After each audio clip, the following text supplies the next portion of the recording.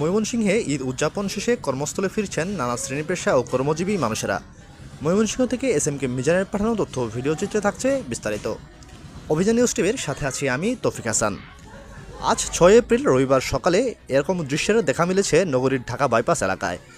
তবে প্রশাসনের কোনো নজরদারি না থাকার কারণে দ্বিগুণ ভাড়া নিচ্ছেন বাস ও অন্যান্য চালকরা। যাত্রীরা জানান, ময়মনসিংহ থেকে মহাখালী যেতে সর্বোচ্চ ভাড়া লাগে 200 থেকে 250 টাকা, কিন্তু এখানে সকল বাস ভাড়া 400 এবং 300 নিচ্ছেন। কর্মস্থলে বাধ্যতামূলক যেতেই হবে, তাই এরই প্রেক্ষিতে ভিন্ন কায়দায় বাড়তি ভাড়া নিচ্ছেন সকল যানবাহন।